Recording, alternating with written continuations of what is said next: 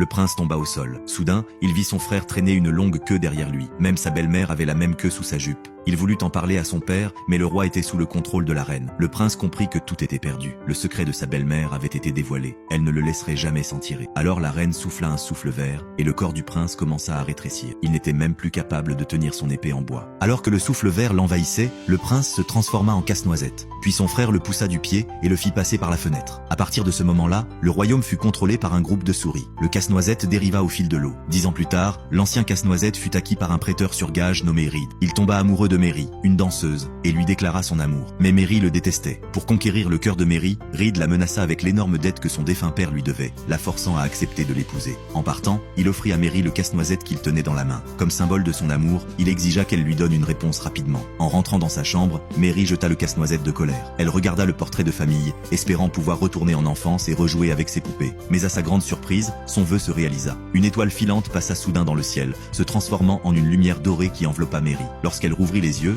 elle se rendit compte qu'elle était devenue une personne miniature. Paniquée, elle courut jusqu'à la porte pour appeler sa mère. Mais sa mère pensa qu'il s'agissait d'une souris et décida d'acheter un chaton pour les attraper. Toutefois, Mary était désormais bien trop petite. Cela signifiait qu'elle n'aurait pas à se marier, mais une multitude de dangers la guettaient. Même les plus petits objets pouvaient la tuer en quelques minutes. Elle venait d'éviter un clou lorsqu'un coffret à maquillage tomba et que la poussière soulevée l'engloutit. En un instant, elle aperçut un énorme rat à travers le brouillard, avec une expression terrifiante et féroce. Mary tomba au sol et recula en rampant. Lorsque le rat la poussa de plus en plus près, elle leva une épingle pour se défendre, mais le rat la lui arracha des mains. Au moment critique, le prince arriva à son secours avec son épée. Il n'avait pas peur du rat, mais ce dernier avait un net avantage de taille. Cela rendait non seulement la défense du prince difficile, mais en plus, le rat parvint à lui faire lâcher son épée. Lorsque le prince tomba au sol, le rat se tourna vers Mary, mais en ouvrant la bouche, il ne mordit pas tout de suite. Le prince saisit sa queue. Le rat, furieux, le repoussa au sol, le plaqua avec ses griffes et ouvrit grand la gueule pour le dévorer. C'est alors qu'un mouton surgit. Il projeta le rat au loin. Le rat se releva pour affronter le mouton, mais fut soudain frappé par une boule de feu. Il était trop tard. C'était le Père Noël qui lançait une boule magique. Le rat, terrifié par la boule de feu, s'enfuit dans un trou. Mary, entourée des poupées, était complètement perdue. Le Père Noël lui expliqua qu'aujourd'hui, c'était la veille de Noël, et que c'était son souhait qui avait redonné vie aux poupées. Mary était ravie de revoir les poupées de son enfance, mais elle était toujours triste. Elle ne voulait pas passer le reste de sa vie en tant que personne miniature.